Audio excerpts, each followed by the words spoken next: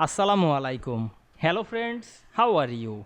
Welcome back to my another video. In this video tutorial, I am going to show you how to get the developer tab in Excel 2016. So let's get started. At first, you have to open your Excel workbook. Now we want to get the developer tab. We can see here not available the developer tab. Now we add this tab, go to the file menu. Then select the option menu, then go to the customize ribbon option. We can see here many ribbon. Now we want to add the developer. We can see here check mark of the developer. Now I am check mark on this, then click OK, and we can see here automatically get added the developer tab in Excel very easily. I hope you enjoyed my video. Please like, comment, share and subscribe my channel. Thanks for watching.